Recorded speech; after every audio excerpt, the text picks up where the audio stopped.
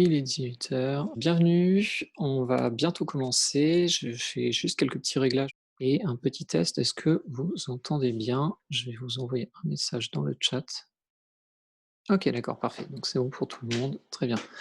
Hem, alors, du coup, je vais commencer. Donc, bonjour, bienvenue sur ce live. Donc on va rester jusqu'à 19 heures aujourd'hui avec, Selimaru.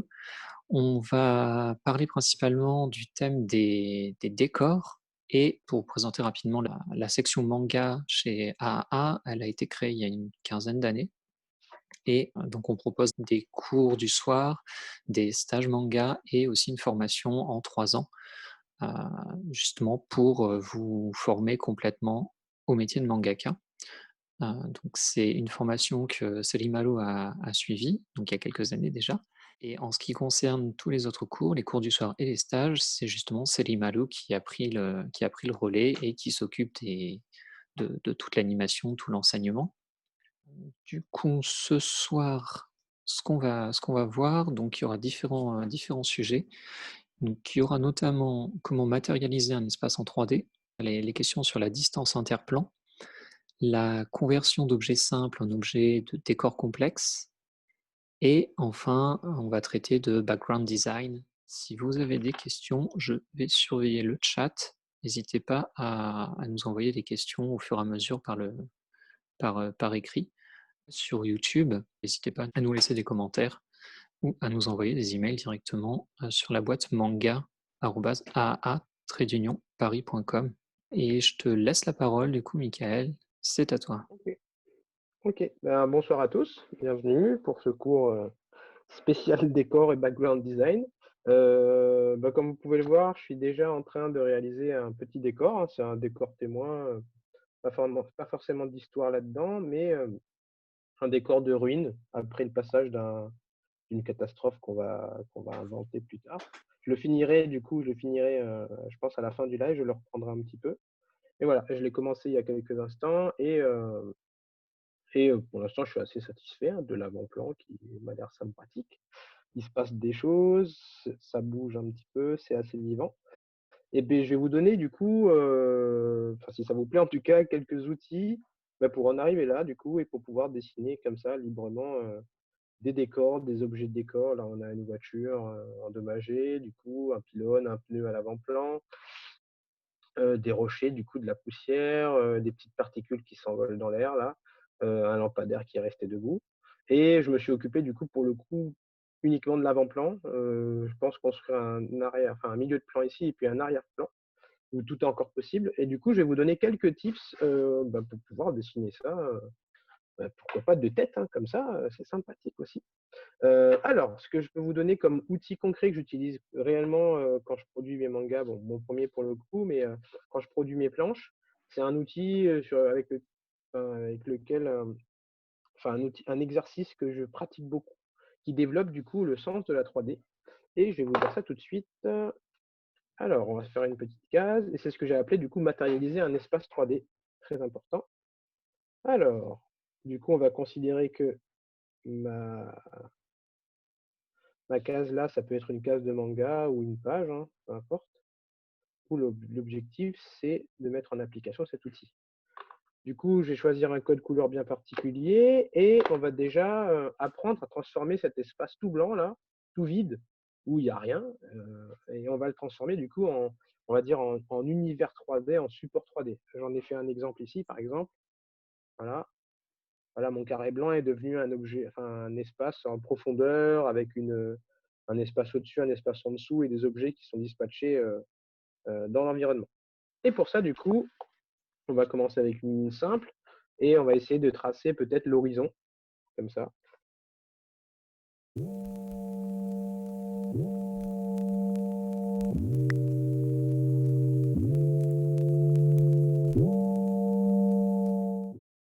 Je ne dirais pas que je vois à 100 l'image, mais je me projette et c'est pour ça qu'on va voir ça dans le thème du background design qui est un objet d'écriture. C'est qu'en gros, il faut le penser, le background. Je le fais pas vraiment au feeling ou alors si j'ai fait un objet au départ au feeling, là, c'était une tache noire qui est devenue un rocher. Mais si je veux, là, ça peut être de la neige, hein, le blanc, on peut l'interpréter comme on veut. Mais si on n'a pas d'idée précise, tout est possible. Alors que dès qu'on a pensé un minimum son décor, bah, on sait où on doit aller et on sait aussi où on va s'arrêter. Mais oui, l'exercice d'écrire mon décor, je le fais en coulisses dans mon esprit, mais je le fais systématiquement. C'est devenu quelque chose d'assez automatique de réfléchir un peu à l'histoire du décor parce que voilà, il y a des événements qui sont passés, s'il y a eu des ruines, si là, on a un immeuble qui s'est effondré, et cetera, c'est pas pour rien. Du coup, moi, j'ai déjà pensé, je vous fais la surprise, mais j'ai déjà pensé à une situation pour vous dévoiler ça. Et plus on va dessiner des décors, plus l'univers sera existant. Avec un décor, c'est compliqué d'imposer un petit peu un univers.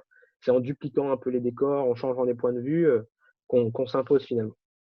Mais voilà, c'est jamais du hasard et du feeling où je me dis bon allez, je vais continuer jusqu'à ce que c'est pas quelque chose, ça existe, hein, mais c'est pas quelque chose qui m'éclate.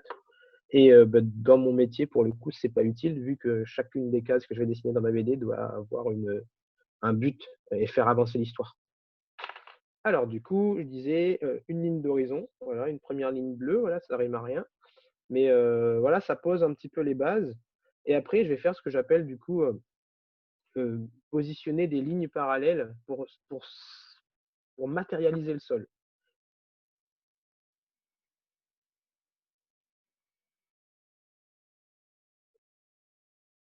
Ils vont utiliser ça aussi beaucoup en animé, beaucoup en jeux vidéo aussi. Voilà, du coup, déjà, on a un petit parquet là, déjà, c'est sympa. Et puis, plus il y a une règle qui est essentielle, c'est que plus l'objet est près de moi, c'est-à-dire moi en tant que caméraman là, virtuel dans mon image, qui suis responsable de l'image que je vous propose, on va dire, bah, plus c'est près, plus c'est gros, plus c'est loin, plus c'est petit. Du coup, on va faire une première lame qui va être parallèle à celle-ci, et on va les dupliquer. Et plus je vais m'éloigner, plus ce sera petit.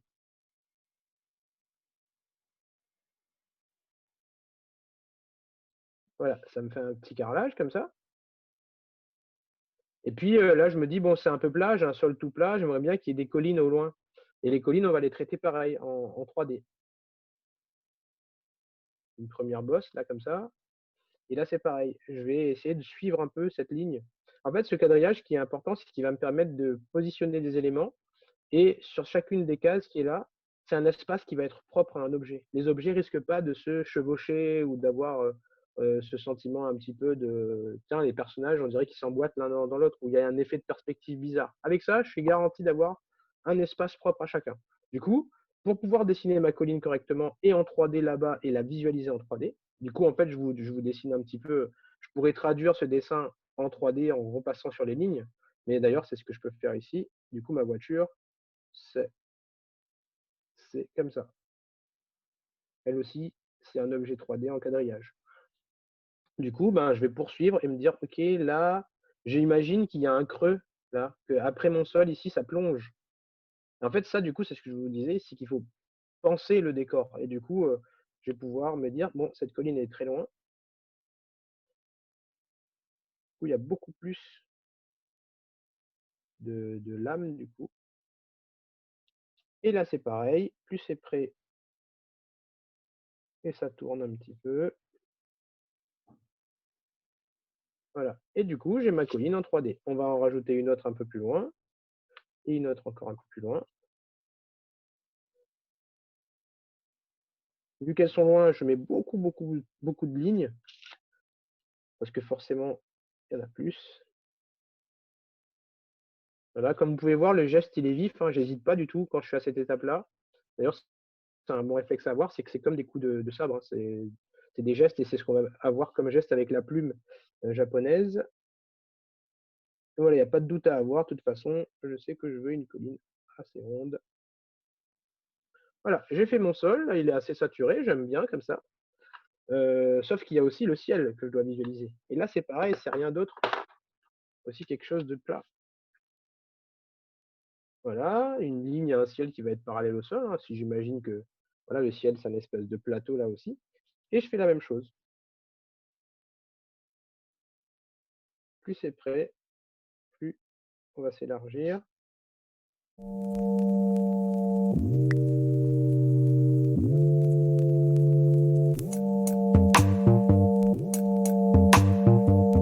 c'est quelque chose que vraiment je fais chaque fois dans mon esprit et je vois tous les objets que je vais rajouter comme ça.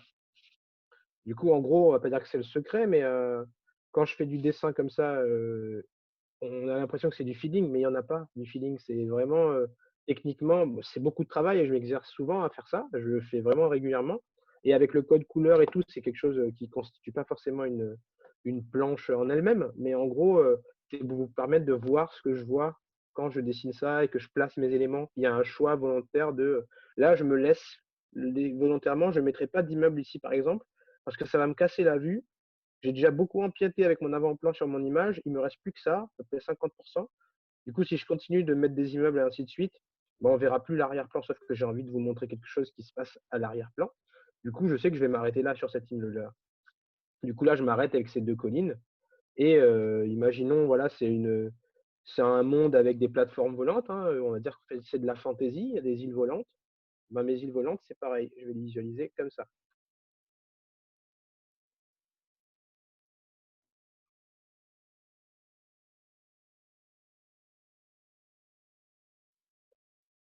hein. En tout cas, on est toujours dans la thématique de visualiser de matérialiser un espace 3D. Du coup, une fois que c'est fait, et qu'on en a fait on va dire sa philosophie d'un peu de dessin, bah, tout s'emboîte parfaitement et on va mettre une île plus loin là-bas, beaucoup plus loin. Voilà et on a des îles flottantes là, peut-être une île là-bas pour donner de la profondeur. Là, je trouve que ça manque d'équilibre, du coup l'équilibre, c'est important. Dans le décor, c'est important de mettre en valeur les choses. Du coup, là, j'ai fait un exemple. Comme vous pouvez voir, j'ai fait un fond sous-marin. C'est la même technique. En bleu, vous avez le sol avec les voilà, j'ai pas tracé les lignes, mais j'ai tracé un peu mon corail qui est là, l'environnement sous-marin, des poissons orange à l'avant-plan qui donnent de la profondeur. Là, vous avez, ce qui pourrait être le ciel, mais vu qu'on est sous l'eau, c'est la surface de la mer, mais je la vois concrètement. Je sais qu'elle est là et moi, en plus, je la vois. Je vais pas forcément la dessiner, mais je la vois et après, il faut orienter le regard du spectateur. Du coup, mon plongeur qui est là et qui découvre cette épave sous l'eau, comme dans cet exercice que je suis en train de créer, le but, c'est d'orienter le regard du lecteur et c'est d'ailleurs cette notion-là qui va me permettre de savoir où m'arrêter.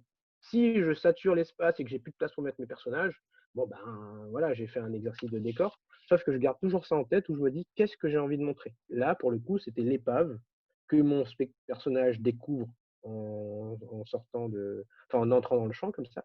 Et là, on voit bien que la composition simple, voilà, c'est une cuvette avec mon piédestal ici et mon bateau au milieu. Du coup, je fais tout pour que on le voit. On y reviendra de toute façon à ça et bah, je vais finir un petit peu avec ça. Quand j'ai visualisé mon environnement en 3D, ce qui est important, c'est que je vais pouvoir plus facilement placer mes personnages en rouge. Et si, comme je vous ai dit, mon personnage, on va le mettre, le personnage standard ici, qui regarde au loin avec des jumelles,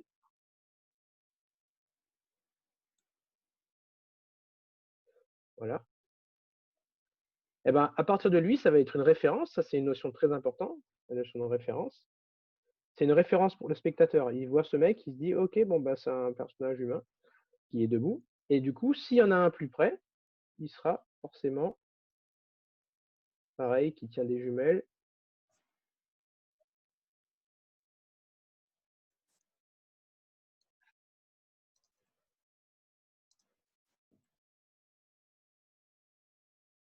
Voilà et on crée de la profondeur. Je vois mon environnement 3D. Pour le placer, c'est plus facile et pareil, celui qui est là-bas tout au bord, il est un peu plus petit aussi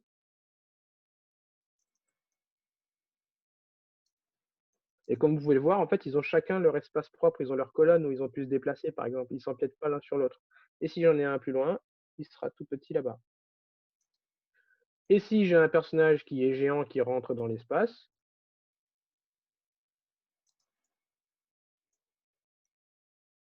voilà, il est là-bas au loin, il rentre dans le champ par là et lui, soit il est, à l'avant-plan, du coup, il est devant la caméra, il est à l'avant-plan ou il est là-bas loin, mais gigantesque. Et là, du coup, s'il y a un doute dans le décor, je vais rajouter plein d'éléments pour qu'on n'ait pas de doute sur le fait qu'il n'est pas à l'avant-plan, il est loin, mais gigantesque.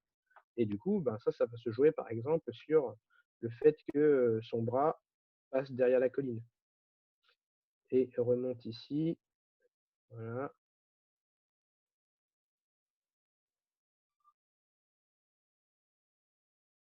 Voilà.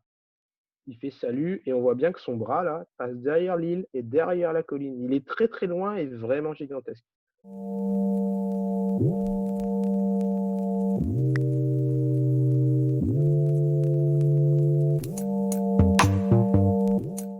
Un Alors petit pour peu. ça, du coup, c'est assez marrant, mais ça va se jouer du coup surtout grâce au décor.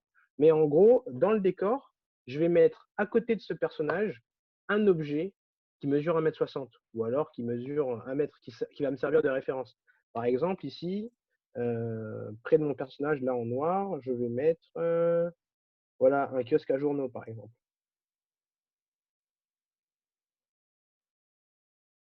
Je connais pas la mesure d'un kiosque à journaux, mais je sais que c'est à peu près de cette hauteur, on se penche pour ramasser le journal et du coup, ça me permet de mieux le placer et du coup, après, j'ai plus le choix. Une fois qu'à cette distance, ici, sur cette lame-là bleue qui devient noire, ça, c'est son espace propre.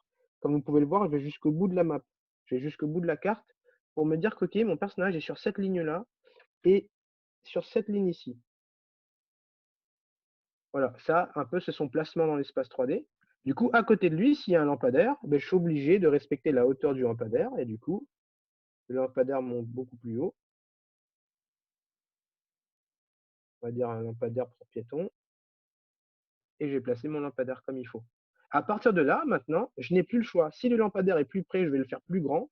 Si le lampadaire est plus loin, beh, je vais le faire plus petit.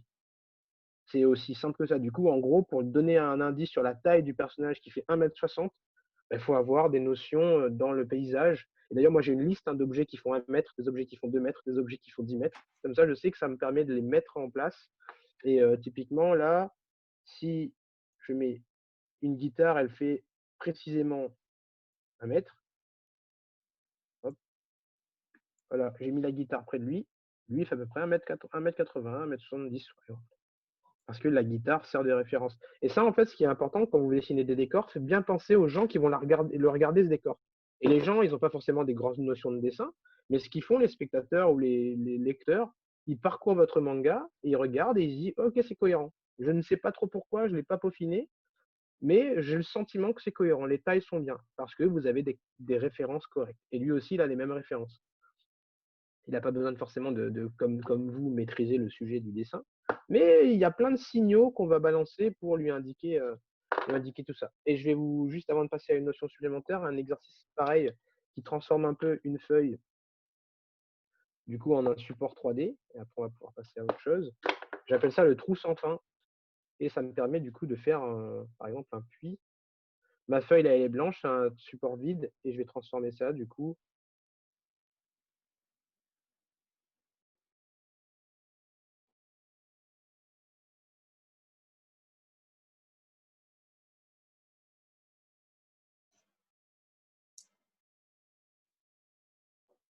Voilà. Et ça devient, du coup, un puits.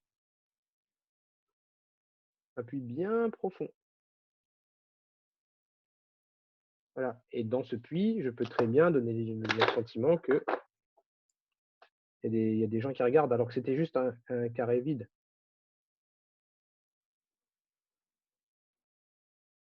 Voilà, il y a des personnages qui sont penchés devant et qui savent pas s'ils doivent aller chercher, leur pote qui est tombé. Et ici, il y a même un personnage qui est assis au bord. Du coup, encore une fois, c'est une question de visualisation. Du coup, voilà, c'était tout blanc et finalement, voilà, il y a un trou dans le sol, quoi. Et ça, c'était vraiment avec, le savoir que tiens, je vais creuser et c'est avec ces fameuses lignes que j'ai multipliées. Du coup, les lignes de 3D là. Et ça, du coup, on est d'accord que là, je vous le mets en couleur, mais dans un manga, ça va être crayon papier. Ça se gomme, c'est les coulisses, personne ne va voir. Mais il doit avoir l'illusion que le trou est correct. Voilà, du coup, pour la notion de matérialiser un espace 3D. Ensuite, il y a la notion des distances interplans. Finalement, il n'y en a pas tant que ça. Mais du coup, quand vous faites un décor, c'est simple, vous avez 3 plans qui se succèdent. Je crois que c'est super connu, ça va vous évoquer, ça va venir assez rapidement. Mais on va avoir, du coup, je vais le mettre en rouge, le milieu de plan. En tout cas, pour ce qui est en ce moment le milieu de plan, allez, on va mettre un mec contre un arbre.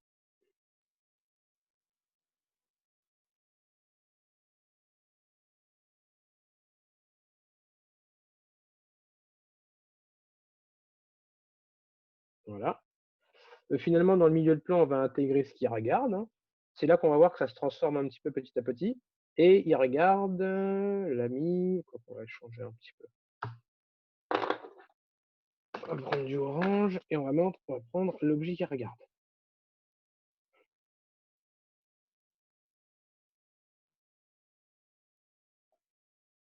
Un château médiéval.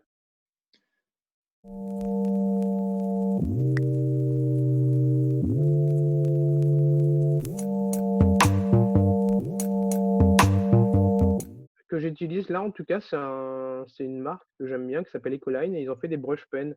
J'exploite pas à 100 parce que c'est aquarellable, ce sont des feutres aquarellables et comme j'aime beaucoup le pinceau, c'est une pointe souple et c'est vraiment assez chouette, de à manipuler et les couleurs, comme vous pouvez voir, sont assez vives. Du coup, pour les démonstrations, ça m'évite d'avoir un stylo trop fin où je vais faire des petits résultats comme ça, où c'est faut que je filme de près. Du coup, j'utilise souvent les Ecoline pour les cours, voilà, online parce que je peux prendre de la distance et je trouve que les traits sont assez épais et souples. Mais voilà, ce sont des Ecoline brush pen, bien sympathiques. Il y en a pas tant que ça, ils sont pas très chers et depuis que je les ai découverts, d'ailleurs, c'est un de mes amis, l'auteur Souria, qui est l'auteur de Tali, fil de la lune, qui me les a conseillés et qui m'avait filé un de mes premiers. Du coup, c'est bien les copains mangaka, c'est très bien. Très, très bon mangaka et très bon manga. Allez, allez-y en masse sans hésiter. Du coup, là, on a fait, ce qui pourrait être le milieu de plan. Du coup, on a notre personnage qui regarde le château et on a quand même un arrière-plan où on va mettre, par exemple, des montagnes. Du coup, les montagnes, on va mettre un peu plus de nuances. Voilà et peut-être quelques nuages que je vais garder en vert pour les bien distinguer les plans et du coup, si on s'en tient ici, on a en vert l'arrière-plan, en orange le milieu de plan. Ce sont 2 espaces bien distincts, le milieu et en rouge l'avant-plan et si j'en reste là, on a nos 3 plans, les 3 plans récurrents que vous allez utiliser dans tout placement de personnages dans les décors. C'est commun au cinéma, c'est commun à tout ce qui est narration et images visuelles, du coup, enfin et visuel. Du coup, on a à l'avant, au milieu et à l'arrière-plan.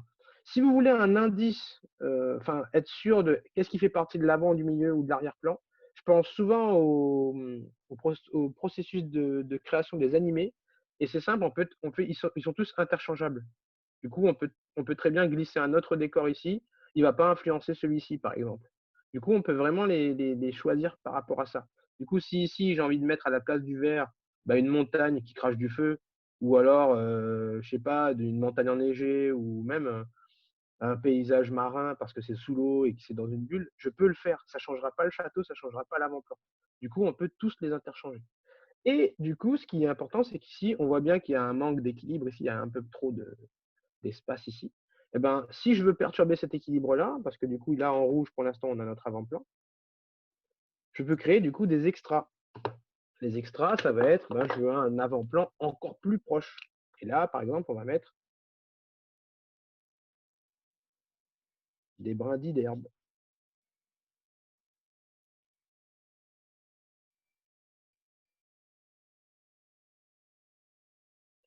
Parce que peut-être qu'on regarde la scène, celui qui regarde la scène, il est dans les herbes, dans les hautes herbes, et il regarde la scène. Du coup, on a créé un extra avant-plan.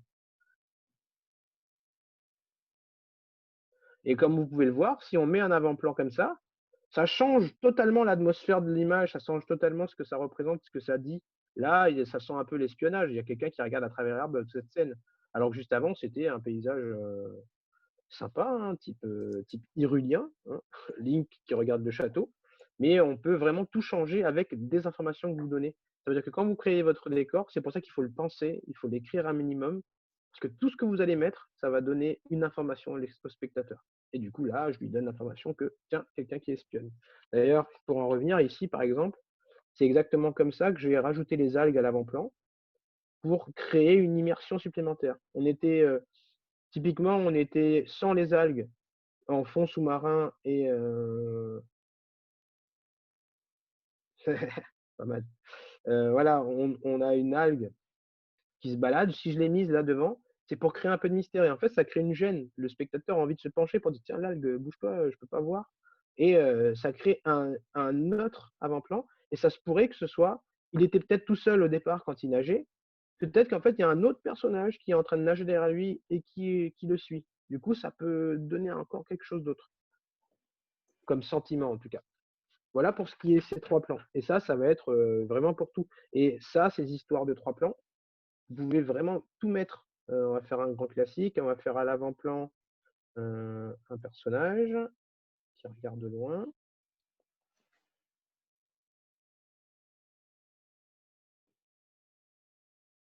avec là aussi des ruines, j'aime bien les ruines. Ensuite, on va mettre un autre plan, on a un peu de fumée, parce qu'il y a des dégâts, on a une structure et on a un autre personnage un peu plus près, voilà et de la poussière, voilà et puis au loin et ça je peux le faire indéfiniment, je peux mettre encore une autre couche avec un autre personnage et cetera. Et au loin, on se dit: «Allez, le l'arrière-plan par contre, c'est, hem»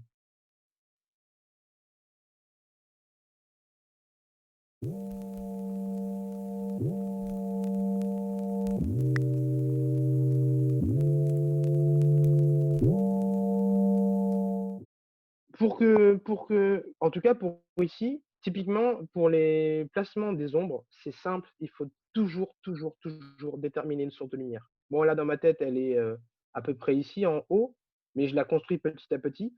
Mais, dès que vous allez placer votre première ombre, bah, ça détermine tout de suite une source de lumière. Là, après, c'est mon trait qui place les ombres, là, avec le noir, ça peut être un rendu bien particulier.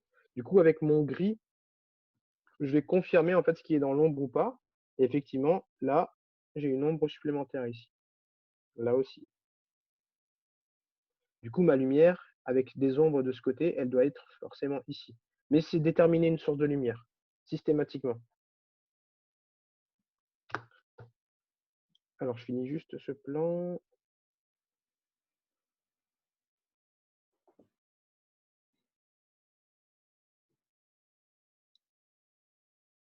Je vais considérer en fait, quand je dis conversion d'objet simple, c'est que tout ce que vous allez voir, que ce soit des pyramides, des immeubles, de Gotham City ou, effectivement des colonnes, de temples grecs, c'est justement de les voir tout ça comme un objet simple, avant de le voir comme une accumulation de petits détails, qui peut être subjugant au départ, hein. Quand je regarde des photos, au début, on est très vite pris par le: «Waouh, mais j'arriverai jamais à faire ça». C'est dès qu'on arrive à le convertir en objet simple et logique que ça devient, beaucoup plus abordable et qu'on peut exploiter sa document d'ailleurs, la documentation, elle consiste à ça. C'est d'aller regarder des photos, mais pas forcément de les recopier telles quelles, mais déjà de les comprendre, c'est important et les objets simples, la conversion d'objets simples, ça sert à ça. Voilà, du coup, là, j'ai fait mon petit combat Eva contre Godzilla. On avait avant, milieu, arrière-plan et du coup, l'arrière-plan est pas forcément un décor, c'est-à-dire que derrière eux, je peux encore rajouter des immeubles en ruine parce qu'ils sont en train de tout casser. Bah oui, un robot géant plus un gros lézard, ça fait pas des bisous. Voilà et du coup, je rajoute des couches. Ce qui compte, c'est la lisibilité. Ça veut dire que dans mon manga, si là-dedans on comprend rien, faut que je revoie mon image pour pouvoir m'arrêter à l'essentiel et c'est là, du coup, où on détermine un peu les plans. Mais comme vous pouvez le voir avec les si je mets pas le code couleur, tout est mélangé. Du coup, c'est avec mon trait et ma plume que je vais pouvoir distinguer, le trait plus épais à l'avant-plan et puis au milieu de plan, un trait un peu plus fin et là, au milieu de plan, il manque quelque chose pour moi dans l'équilibre. Je peux même rajouter un personnage qui vient rejoindre celui en noir. Il est en train de monter, voilà, du coup, moi, je vois qu'il y a un creux, il y a des ruines ici. Il y a un creux, après on a une bosse ici. Et tout ça, c'est parce que je le visualise de cette manière-là dans mon esprit. Du coup, il y a quand même cette visualisation et après il y a beaucoup de pratiques, je regarde beaucoup de artbook, je regarde des animés et cetera et je sais que, mais quand c'est trop plat, on s'ennuie. Du coup, on va toujours avoir tendance à mettre un creux et là, pourquoi il y aurait pas un canyon et cetera. Du coup, des petits obstacles qu'on peut placer. Comme on part de rien, vous pouvez mettre tout ce que vous voulez et plus vous le pensez, l'image, plus vous mettez le nécessaire. Du coup, voilà, on a un autre exemple de avant, milieu et arrière-plan. Du coup, on a dit conversion d'objets simples. Alors, on a dit oui, colonne grecque. Du coup, hop, on va le faire au stylo, par exemple. Du coup, ma colonne, je vais le faire au propre, hein, comme si j'étais en train de faire mon manga.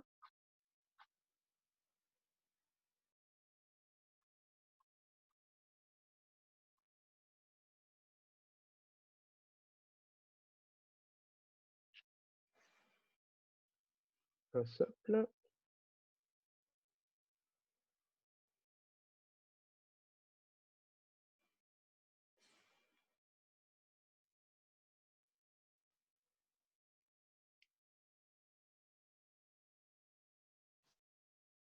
On va même mettre une statue,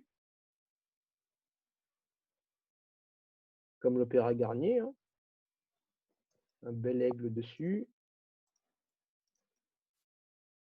Pardon, je suis en train de filmer ailleurs.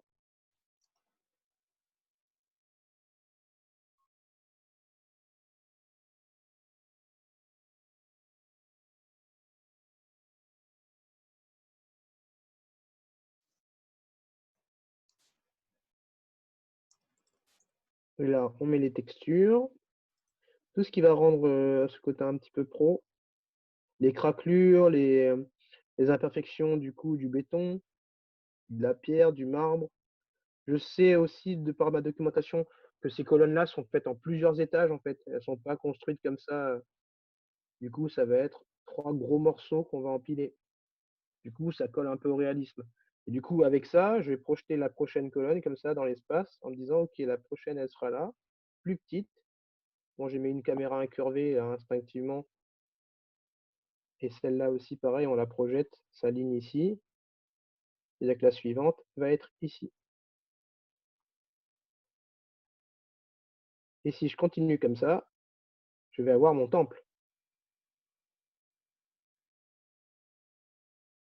Ah, un peu de pierre cassée ici, je ne sais pas si c'est un temple tout neuf ou si c'est un temple en ruine un peu caché façon Senseiya.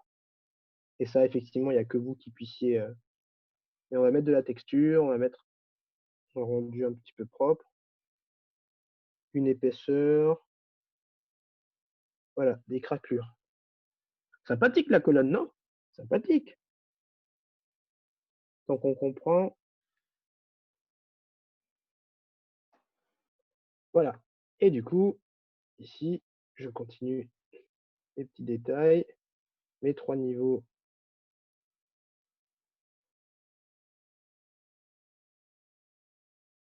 Moi, j'aime bien l'atmosphère, du coup, je vais toujours mettre une petite feuille qui s'envole par-ci par-là, de la vie, hein, un oiseau qui s'envole. Ça fait partie, ça aussi, du background design, hein, c'est ce qui donne, du coup, tout de suite le côté vivant. Et du coup, si l'oiseau, là, il est parti, s'il est poursuivi par un pote,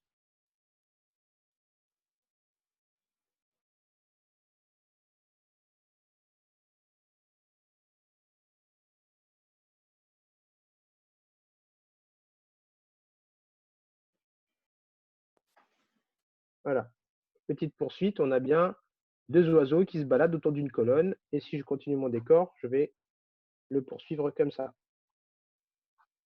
La porte du temple, et ainsi de suite. Bon, il y a plein de règles de perspective sympathiques que j'ai appliquées, et cetera. Et pareil, ici, on peut avoir, des marches,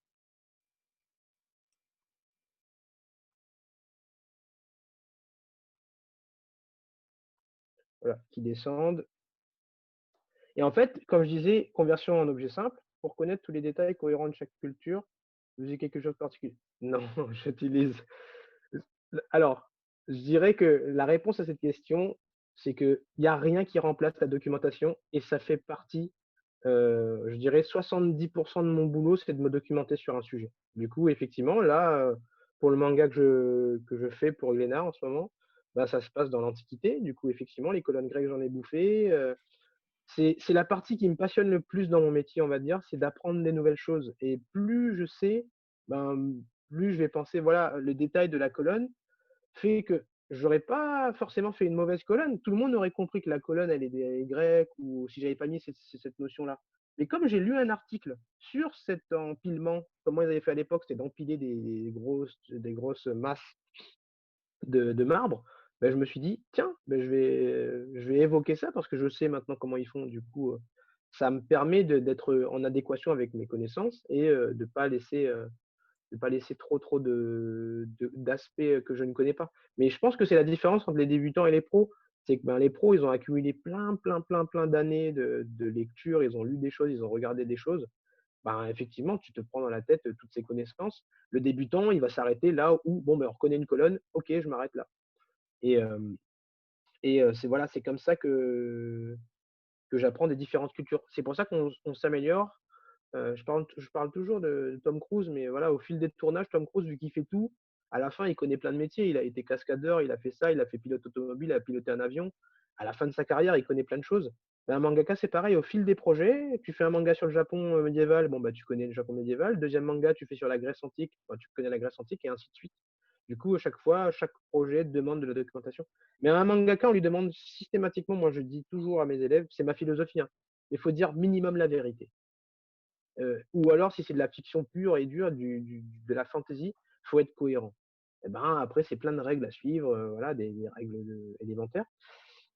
Et voilà, la documentation, ça se remplace pas, il faut lire des choses. Des fois même plus que de dessiner, je trouve que j'ai beaucoup plus peut-être appris en lisant des articles qu'en dessinant ce que je regardais, dans un magazine. Je sais que dans les magazines, j'ai beaucoup potassé les flingues. Dans les magazines en dessinant des pistolets, tu apprends beaucoup moins qu'en lisant des magazines sur les flingues. Parce que, ils t'expliquent que ça s'emboîte par là, parce que ça sert à ça et cetera. Du coup, faut lier les 2. En tout cas, si tu veux gagner du temps, il faut lier les 2. Lire un petit peu et dessiner aussi. Alors du coup, je vous disais, objet simple, c'est que cette colonne, à la base, avec mes aigles dessus, c'est rien d'autre que ça, un cube. Tout le monde sait faire ça. Ensuite, des cylindres empilés sur un autre cube.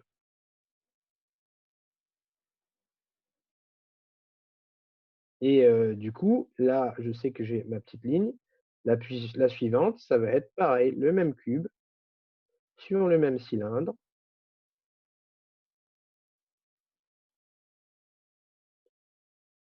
sur le même cube. Du coup, les objets simples, ils sont récurrents. Enfin, il y en a, pour moi, j'en compte 3. C'est ceux-là, et ils reviennent souvent dans tous les objets du monde entier. Un cube, un cône, un cylindre. Du coup, un arbre, ça va être un cône, enfin un cylindre plus petit avec un gros cube dessus, qu'on va déguiser en arbre avec plein de feuilles. Mais je vais vous faire juste l'exemple très vite. Mais par exemple, je fais mon arbre comme ça. Allez, racine, je vais faire un cube plutôt plat. Je fais mon cylindre pour les racines, pour le tronc. Bon, le tronc, je le trouve un peu simple, du coup, je vais mettre des branches qui vont être 3 cylindres, c'est pareil. Et là-dessus, on va mettre mes branches qui vont être un cube. Voilà mon arbre. Bon, vous en suffit d'en planter plein. Par contre, après, je vais donner l'illusion que c'est un arbre.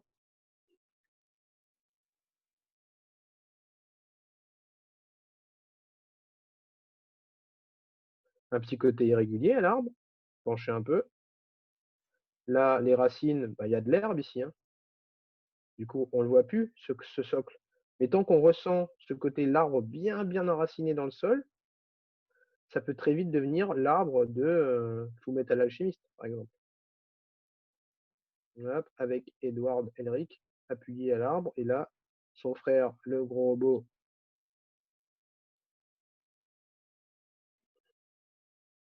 voilà, qui regarde la ville au loin. Le fameux plan qu'il y a dans l'opening de la série, Fullmetal Alchemist. Mais à la base, on avait des objets 3D. Du coup, ici, je l'ai déguisé, mon objet 3D, en arbre.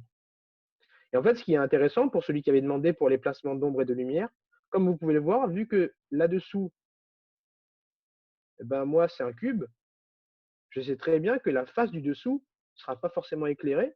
Du coup, je saurai où mettre les ombres sur la face, du coup, inférieure de mon cube.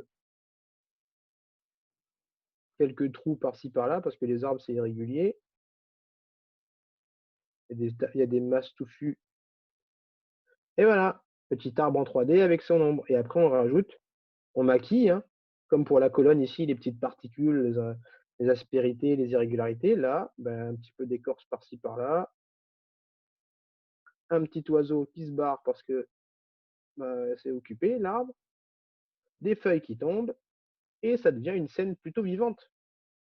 Alors qu'à la base, objet simple converti en objet complexe. Et ça veut dire que quand je regarde les objets, même dans la rue, une voiture, je la vois vraiment simple. Et après, je m'arrête là pour les objets simples.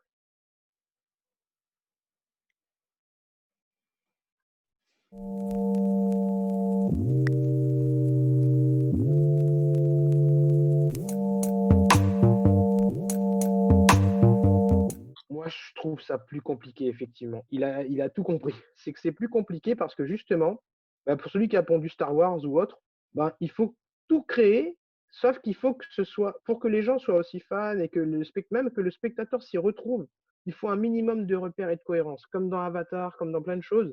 Parce que du coup, ça demande plus, vu que tu pars de zéro, et ben, ça demande de la cohérence, comment l'arbre pousse, comment ça fonctionne. Il y a toujours cette notion-là qui est très importante. Quand tu fais de la fantaisie, il faut partir de zéro. Après, c'est ça qui est extraordinaire dans la fantaisie, mais je vous assurer que les chocobos de Final Fantasy, ça a été l'objet d'un brainstorming, ils sont devenus cultes.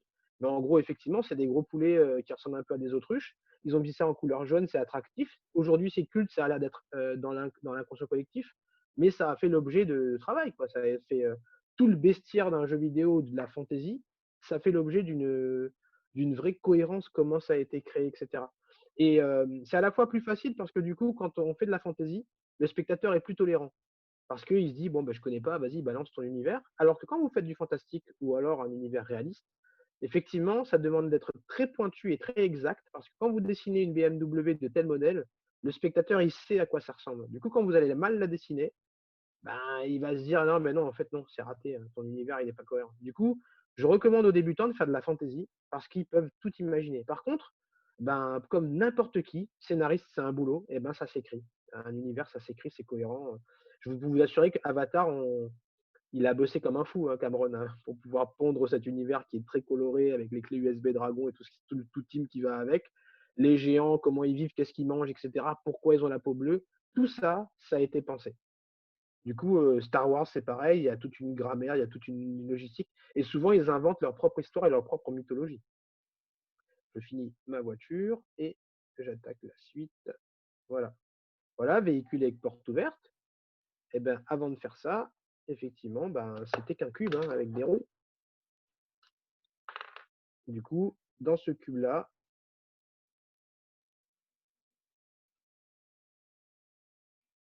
j'ai taillé ma voiture. Du coup, il y a des parties que j'ai enlevées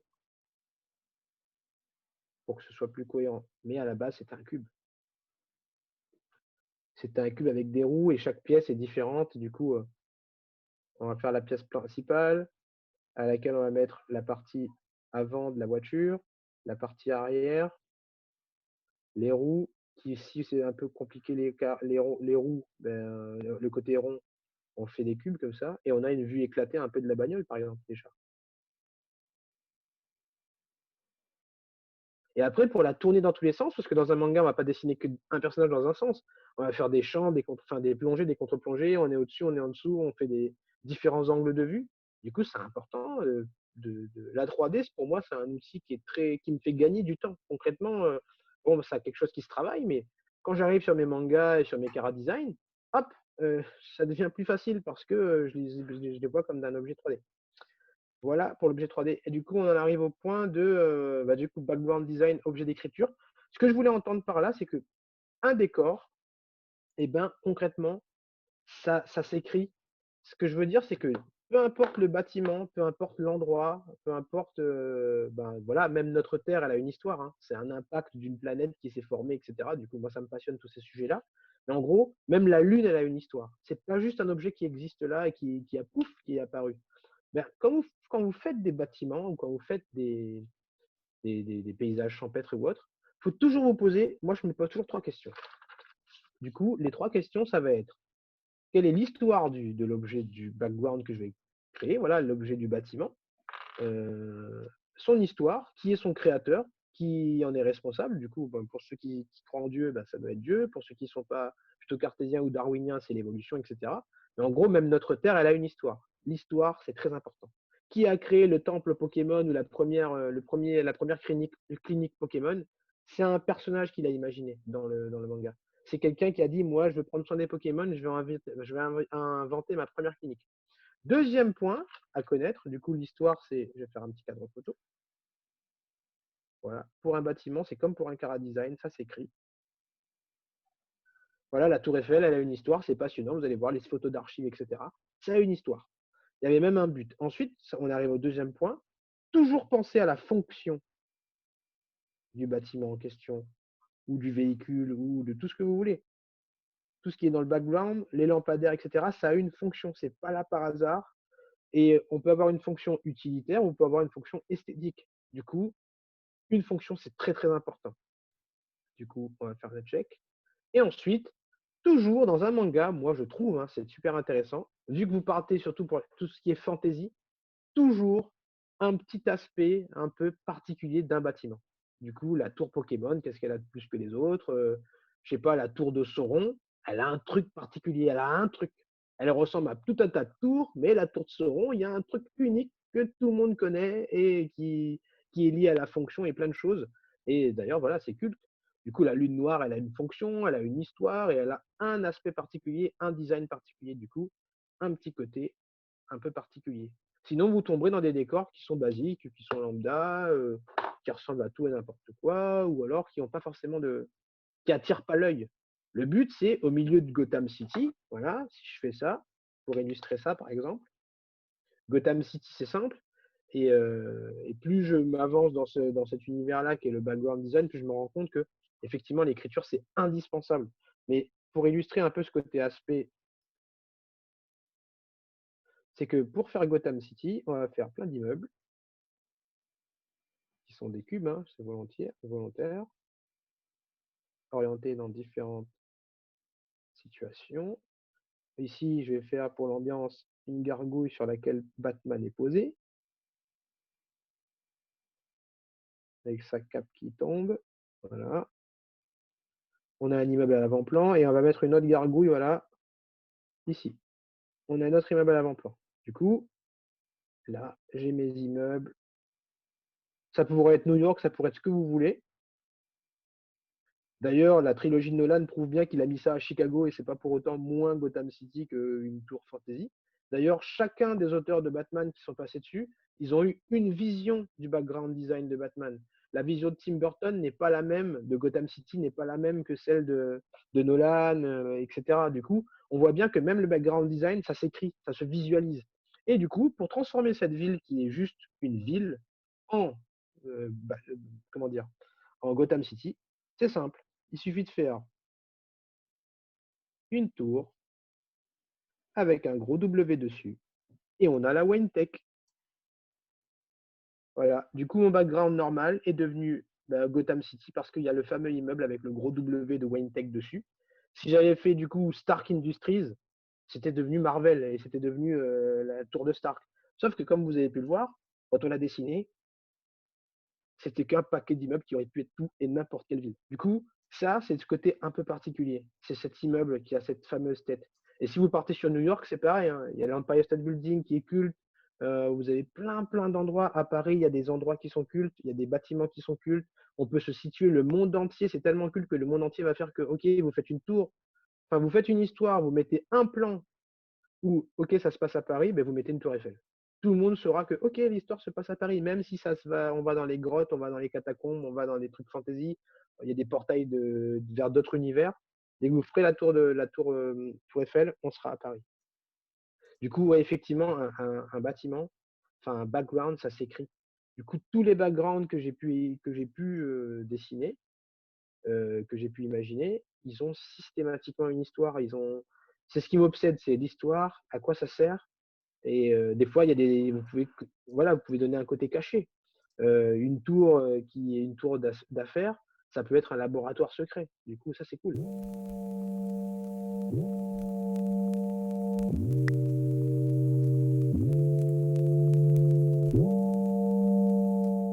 quand on arrive au background design, c'est vrai que je résume ça avec, un exercice particulier qui est l'histoire même et ça me fait faire cet exercice-là, que j'appelle la carte, où on est parti, d'un cube où j'impose à mes élèves de placer 4 endroits bien distincts dans un univers qu'ils ont inventé et du coup là, la carte, bon là tu vois une carte qui est finie, qui est bien peaufinée, mais du coup on a 4 endroits avec les contraintes qui sont là, du coup que je vous avais dit. Voilà, la Kame House, ben, il y a un socle, check, check, checklist, l'histoire, la fonction et le côté un peu particulier qui fait qu'on reconnaît que c'est la Kame House de Kame Sennin dans Dragon Ball. Du coup, chaque fois, on fait ça se résume à ça, mais effectivement, la question qu'il pose, elle est pertinente, c'est que il faut s'inspirer des différentes cultures et du coup, là, il faut te pencher sur l'architecture et cetera. Mais voilà, il faut t'arrêter quand on a juste besoin. C'est-à-dire que si tu fais une référence, à l'Égypte et que tu sais que, bah, voilà, il y a quelques hiéroglyphes sur un bâtiment, même s'il est ultra moderne, ça donnera tout de suite un côté égyptien. Si ça suffit pour ton univers, faut t'arrêter là. Si par contre tu veux aller plus loin, bah, effectivement, il faut se cultiver, il faut apprendre, il faut maîtriser. C'est pour ça que je conseille souvent aux gens qui pensent que faire du manga, c'est faire des sujets japonais. Du coup, ouais, il faut que je fasse un manga sur les samouraïs du Japon, du 18e siècle ou du 17e. Eh ben, c'est peut-être se tirer une balle dans le pied parce que c'est pas un sujet que tu vas maîtriser, ça va te demander de la documentation à foison. Les Japonais le connaissent mieux que toi. Tu vas leur donner une leçon de leur propre histoire à eux. C'est compliqué. Par contre, si ta ville, tu la connais par cœur, tu es fan de l'architecture de ta mairie, etc., il faut faire des mangas qui s'inspirent de ça, que tu connais, que tu aimes. Du coup, mangaka, c'est vraiment une forme, c'est une façon de raconter. Et là, je vous donne vraiment les tips pour pouvoir vous épanouir, mais faites bien attention à être honnête et à parler de sujets que vous connaissez. Parce que si vous regardez bien, un manga, c'est passionnant parce que le sujet traité est passionnant. Quand Masashi Kishimoto nous parle des ninjas dans son univers fantasy avec Naruto, il est allé au bout, il est fan, il adore ça, les nindo, les ninjutsu, les gestes des doigts et tout. Il n'est pas allé l'inventer, ça se trouve, il est fan d'arts martiaux. Et d'ailleurs, il me semble qu'il est fan d'arts martiaux et des films d'arts martiaux. Et c'est pas pour ça, c'est pas pour rien que ces chorégraphies combat sont très travaillées. Mais par contre, il veut pas dire que tu veux faire un bon shonen, il faut faire des grosses chorégraphies combat. C'est pas ce qu'il dit. Masashi Kishimoto, il est juste en adéquation avec ses goûts personnels. Du coup, il aime Bruce Lee et bizarrement, il y a un mec qui ressemble à Bruce Lee dans sa série parce qu'il adore ça. Il aime Jackie Chan, il y en a aussi. Du coup, soyez juste honnête et cohérent. Et les décors, c'est pareil. C'est juste être honnête, cohérent. Et si c'est le cas, le spectateur va le sentir. Ah, oh punaise, il s'est craqué sur son décor, on sent qu'il est amoureux de son décor, et hop, ça fonctionne directement. Comme vous pouvez le voir, j'ai beaucoup de choses à dire. Là, je pourrais parler des heures du background design. En tout cas, si vous voulez profiter de l'enseignement, vous êtes les bienvenus. Et sachez voilà, que c'est vraiment du concret, ce sont que des outils qui m'aident réellement dans ma production de manga. Et c'est des discussions que j'ai avec mes éditeurs et avec bah, du coup bah, différents auteurs avec qui je discute. Et c'est vraiment plein, plein, plein, plein d'outils que je veux partager avec vous. Et mon objectif, c'est que vous soyez du coup épanoui dans ce métier, parce qu'il est épanouissant, il est difficile, certes, mais il est épanouissant et développer votre univers, c'est juste quelques petites règles. Si je peux vous faire gagner du temps dans votre apprentissage, bah, vous êtes les bienvenus et ben, vive le manga, quoi, quelque part. Rien d'autre à dire, quoi, à part vive le manga. Mais voilà, ça demande beaucoup de travail, du coup, soyez courageux et vous allez voir, ça paye, le travail paye toujours. Bah, voilà, ça me semble une bonne conclusion. Ma foi. Hem, Est-ce que vous avez une dernière question dans le chat? Dites-nous si ça vous a plu, si vous aimeriez, qu'on essaie de faire d'autres lives, comme ça. Et puis, bah, moi, je vous rappelle de notre côté que donc il y aura le prochain stage avec Mickaël, donc ce sera à la fin du mois d'août, du 24 au 28 août et ce sera en ligne, donc ça sera un petit peu comme on l'a fait, là avec cette vidéo. Hem les cours ensuite reprendront, les cours hebdomadaires reprendront normalement à partir de septembre. On va pouvoir reprendre, normalement présentiel si tout va bien. Et puis, ben, la formation en 3 ans, elle est toujours voilà, si vous voulez avoir des informations dessus, n'hésitez pas à nous contacter, à nous envoyer un message, directement. Merci à tous d'avoir participé sur ce live. À bientôt du coup pour la suite avec un autre invité. Je vous en dis pas plus, j'annoncerai ça sur les réseaux sociaux. Et puis voilà, bonne fin de journée, continuez de dessiner et à très bientôt. Salut à tous. Salut, salut tout le monde!